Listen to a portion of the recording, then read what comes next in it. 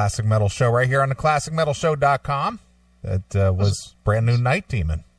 That wasn't very nice. What wasn't very nice? That's snoring. Oh, I just woke up. Oh, well, you don't like Night Demon? That put me right to sleep. Oh, stop it. I like the new Night Demon. Yeah, It's a cool song. I, of course, had to spoil that that elation. You dick! Yeah, I am a dick. Had to spoil the elation. Yeah. Well, I'm looking forward to the new Night Demon record. It comes out, I think, next month in April. And I don't know. Will we bother to have Jarvis back on the show? Yeah, I'll think about it. Yeah. I'm thinking we have Jarvis on the show. I'll think about it. I'm a fan. You're not as big of a fan, I think, as I really do like them. Even though we don't play them a ton, I do like them. I am a fan.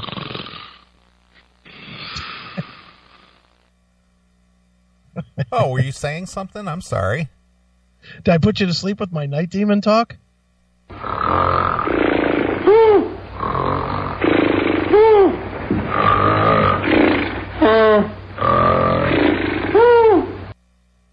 That's what it sounds like at Jackal's house whenever he gets a new song from Night Demon.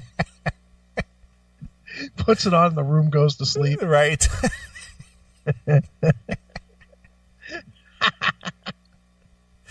I love it. Look at that asshole. Yeah, pal. Asshole. Well, I have to say, I did not plan on drinking tonight. I really didn't. And I'm blaming Scotty here. He just keeps handing me beers 2 at a time. I keep downing them. The old two-fister, huh? Holy shit. I think he's been here like an hour and maybe 10 minutes, and we've drank like a 12-pack. Oh, well, six between you, right? Yeah, that's not bad in an hour. Eh, Is it? I don't know. I don't drink beer, so, I don't know what effect beer has on people. Well, I'll make it through. We were just joking while you were playing the Night Demon that we're going to go to the fucking vacant bottles of gin that are up on top of my fridge next. Because he's a rap guy, gin and juice. Yeah. Do you have any juice? No, fuck that. The gin will be the juice. Oh, I thought you had some Kool-Aid or something. I have Gatorade. We could do gin and Gatorade. Do you have any purple grape drink? I don't have any grape drink. You could make up some purple Kool-Aid and pour your gin in that. That'd be a rapper's paradise, said Coolio. I don't have any grape drink. I don't have any Starburst. I left them all at the Stephen Piercy show. Do you have any codeine laced cough medicine? I have some Robitussin. Maybe we could pour that in. I don't think there's codeine in that though. No? Nah, if you're gonna do the real grape drink, you got to have some codeine laced cough medicine. That's what all the Little John followers drink. Is that what it is? Yeah. I could be DJ Chrissy Chris with my Dayquil special. Mm-hmm. Well, you're already Shifty C. Yeah, that is true. I forgot my rap name, Shifty C. You're Shifty C, and I'm Win Diesel. Win Diesel. Win Diesel. I forgot that we had rap names. We have rap names because our good friend up there in the Northeast, up in Maine, Paul LePage. Yes, that's right. Gave us rap names. Gave us our rap names. Yeah. Shifty C. Shifty C. And Win Diesel. And Win Diesel and Lefty and Shifty and Smoothie. In fact, on my Skype right now is the picture of Win Diesel. Yeah, there's Win Diesel on the Skype. With the chains and the bat. Right. This show is so fucking stupid. I'm a robber, I'm a thief, I'm a big rip-off. Without someone else's song, I just jack off. Don't play no instrument, don't write no song. All I gotta do is play with my ding-dong. All right. Too old school of a reference. We got to get you at least a new rap song to steal from. All right. Well, speaking of real good music, though, you went out and saw a couple shows this week. Early in the week, you went to see John Corabi, who, I did. Even though I've run into John many, many times over the last 20 years, what he looked like 20 years ago and what he looks like today, I would never recognize him. No, not at all. He looks, I don't know, He looks like Steven Tyler's grandmother. Well, what's really funny is I have the picture up here assigned, 8x10 on my wall up here, right? Of Union. Okay, wow, 98? Yeah, something about that. And what he looks like in that photo and what he looks like today, sure, wouldn't even recognize the guy. No, it's not the same guy. I honestly think it's just some other guy that just calls himself John Corabi. Exactly. So he came to Cleveland at the Beachland Ballroom. The Beachland Ballroom, yeah. Okay, and how did they promote this show? Obviously John Corabi was with the Scream, which was a very minor band compared to his next gig in Motley Crue. Mm-hmm. Now, does John Corabi have a name that people in general would recognize, or do you still consider him a recognizable name among only the real hardcore fans? Only the hardest of hardcores. Sure, because if you say John Corabi, people would say, who? Yeah. Well, I took this one girl that I've been going out with to this show, and she had no idea what she was watching. Of course. Why would she? Yeah, I mean, none. She had no idea. She took a picture with them at the end of the night and was like, I don't know any of these songs, but it was fun. Yeah, well, I have never been to the Beachland Ballroom, never been there once. Sure. What size of a place is this? About the size of your studio. So, in comparison to the old Ron's Crossroads, is it that big or smaller or larger? Way smaller. Way smaller. Even smaller than Ron's Crossroads? I'm not even kidding. Not much bigger than your studio. Really? If you set up a stage, well, I'll tell you how many people. There was about, serious number, 70. Yeah, well, that's expected. And that's people sitting at the bar, people standing at the bar. There were, 15 tables with 4 seats that were half sat, half filled. And that's it. I would think 70, maybe 100 at the most. And they've hosted a band like Y&T there on numerous occasions. I think they have they do have another room that they could do. That we were in kind of like the bar area. There is another room. Because remember, this was only my second time there, and the first time I was there. Remember when I hosted the showing of the Lemmy movie? Yeah, mm-hmm. Yeah. When I hosted that, it was in the bigger room where they were able to seat like 200 or 300 people. All right, so if they do have a bigger name such as Y&T, it's held in the bigger portion of the venue, but a small intimate show like this, they just do it in the bar area. Yeah, literally there's a stage off to the left as you walk in to the bar. It's just it's a bar just like any other bar, and off to the left of it is a little tiny stage.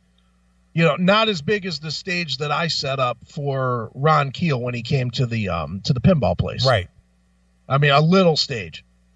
But it was only him and his son Ian that were playing. So, and like I said, there was about 70 people. Okay. And there was some, I don't know, there was some guy that opened up for him, which could have done without him, but he was sitting there playing, and John was just hanging out, and nobody was even fucking with John. Nobody was like coming over like to get autographs or anything. John was just hanging out, having a drink. Because nobody recognized him. It could have been. I mean, more people recognized his son than him. And I have a story about that, actually. So let rewind before I even get to this place, okay? All right. Well, this was what, on a Monday? It was Monday night. All right, yeah. A Monday in a small tavern room. Yeah. In a bad part of Cleveland.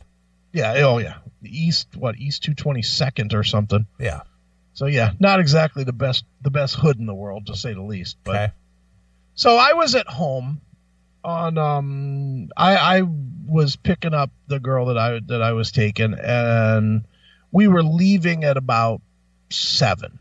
Okay, and the show was supposed to start at 8:30, somewhere in there. So I get this text at 6 o'clock from from a friend who I will not name, but I'll type it in the thing here for you to see. All right. About 6 o'clock, I get a text. Okay. And the text says, "Are you going to Corabi tonight?" Okay. And I said, yeah, I'm definitely going. Big fan. So then the text follows back with, "Are you the kind of guy that can acquire things?" Okay. And I was like, "What kind of things?" And he was like, "You know." And I was like, "Smoky things?" And he was like, "Yeah." And I was like, "Well, maybe. What are we looking for here?" And I was told that he was, that I should reach out to Ian, the Corabi's kid, and discuss what he needed. So I did. And he told me what he needed, which was not a lot. He needed a couple of joints, 2-3 joints. So me being the, in the nature of rock and roll, I made a phone call or two, and I acquired some herbage for him to get. You said hello, Randy? No, I did not call Randy. That was way too far to drive. Believe me, I don't have to go all the way to Randy's hood to find weed. There's plenty of people locally that have weed. I'm sure there is. So I found a friend that had weed, and I made that connection. So add middleman drug dealer to my list of jobs, I guess. Okay. So that's how the night starts with that going on. So we get there, and like I said, we got there just in time to see this other guy, Mark Malone or Miller or something. I don't know what his name was. And it was brutal. I'm not going to lie. It was so fucking tough to sit through this guy. He was like, if Maroon 5 did a one-man acoustic show, that's what this was. And I know that means nothing to you, but I'm sure a lot of people will get that. It was just a bunch of songs acoustic songs about how bad my life is, and I miss my girl, and she left me for my dog, and, whatever. It was just horrendous with like he did one Fleetwood Mac cover, and then the rest was just terrible. But he went on and on and on. Dude, you've been to these kind of shows before. You go to those kind of shows, and what do you want? You want, like, okay, if there's an opener, you want like 4 songs, and okay, see you later, right? Sure. 11 songs. Really? Okay. 11 fucking songs. Oh, it was torture. And I was doing my normal, and there's no one in the room, and after every song I'm like, "Thank you, good night." Trying to get this fucker to leave, and then I think I was probably annoying him. That's why he kept staying. So he stayed, and he played his set, and it was what it was.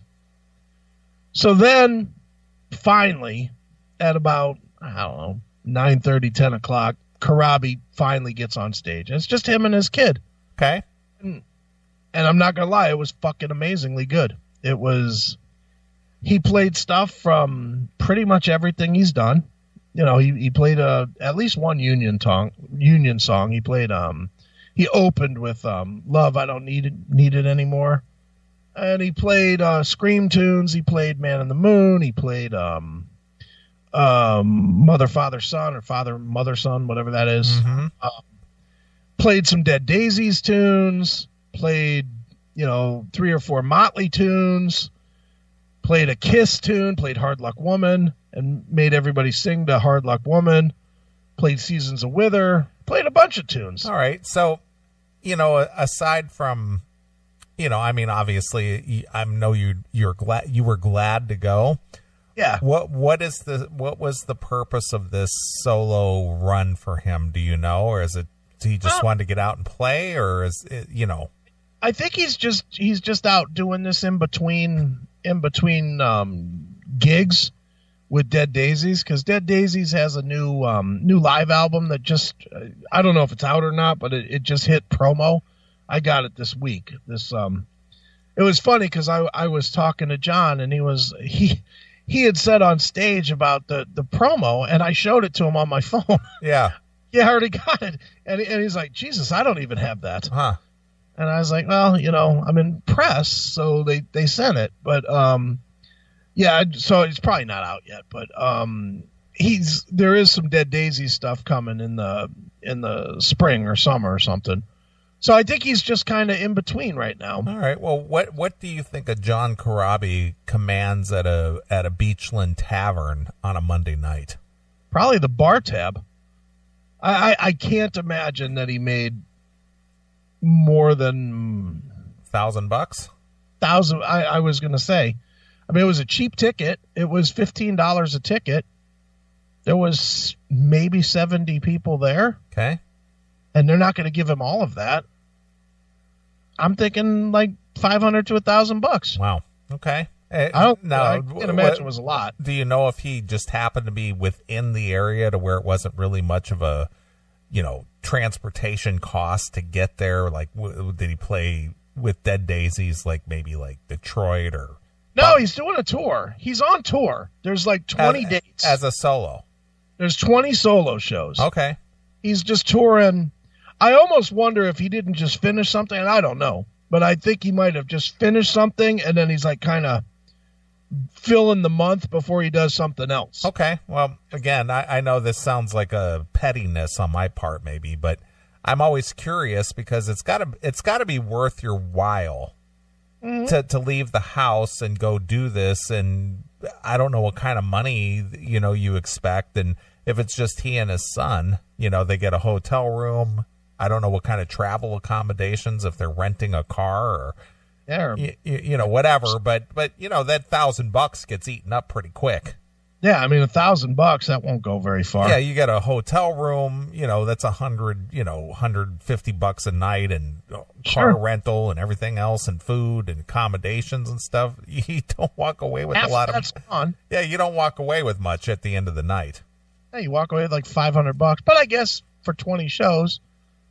You make, you pocket $10,000. That's not terrible. No, it's not awful. For a month. And I mean, what do you think? He's paying his kid full price? I'm sure he's got his kid on slave wage. Sure. So, but no, it was really good. I don't have a whole lot to offer about it other than it was really, really solid. Corabi's one of them guys for me. He sings the phone book. I'm fucking buying it. Sure. Now I'm assuming his kid backs him up on vocal? Or does he sing pretty much a cappella? He sings pretty much a cappella. He had some sort of a thing, whatever it was, a tablet or whatever that duplicated his voice on choruses. Okay, yeah. Because I could see him hitting the thing. Sure. To duplicate his voice on choruses, but it was pretty much him singing, and Ian was just playing that box thing. Okay.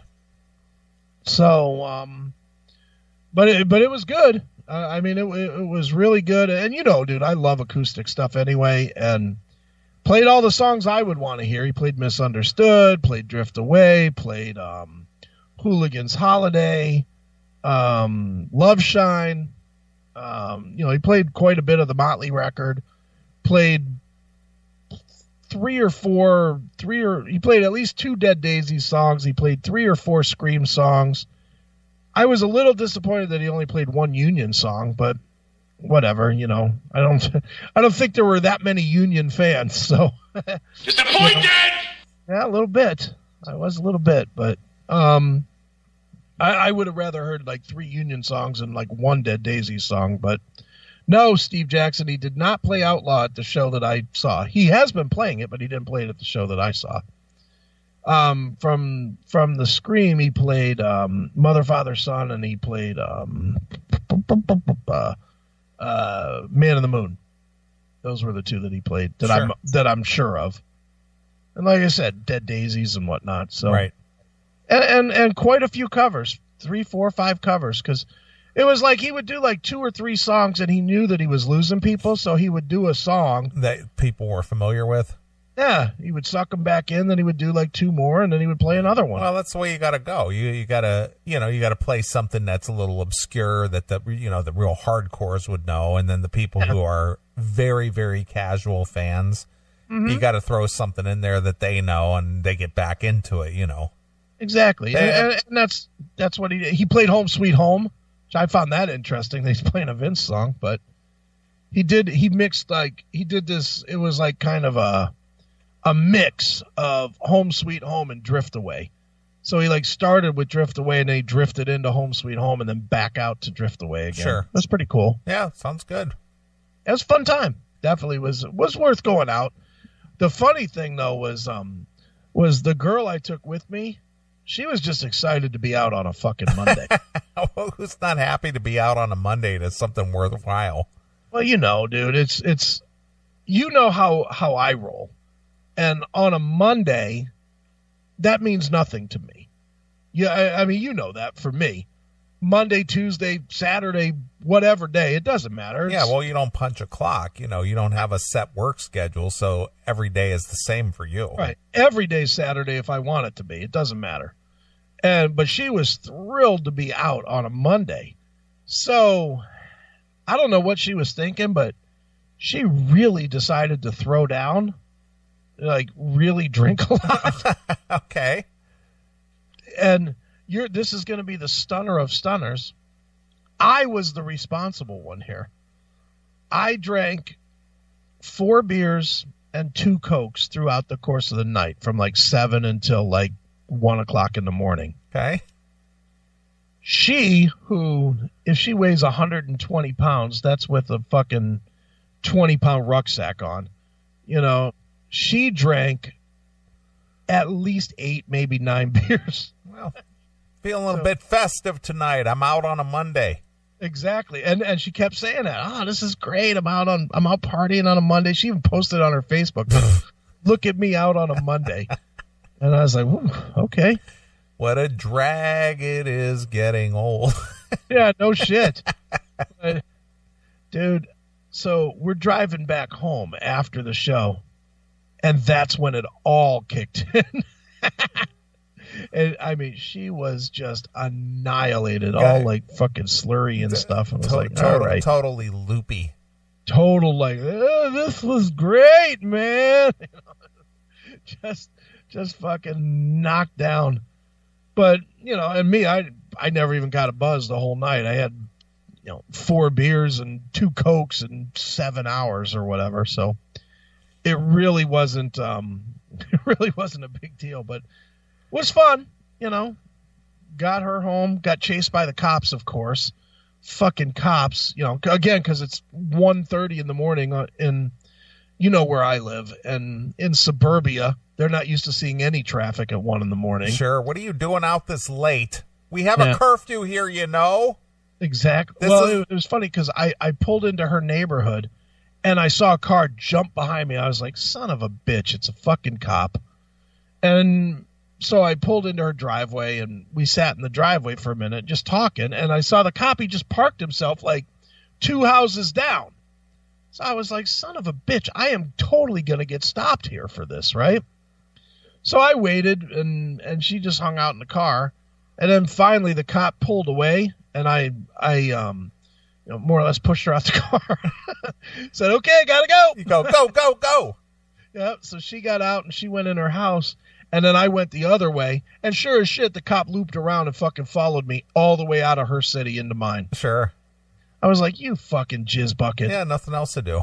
And I was like, just stop me. And that's even worse. In my thought was, just fucking stop me already. Stop waiting for me to do something. If you want to stop me and see if I've been drinking, just fucking stop me. Stop with this. He literally followed me for 6 miles. Uh-huh. I was like, you fucking cocksucker. Just fucking stop me already. But he didn't, and I drove home, and everything was fine. Sure. So that was Monday. All right. Well, that sounded like a nice, intimate show. It was a fun time. It was definitely a fun time.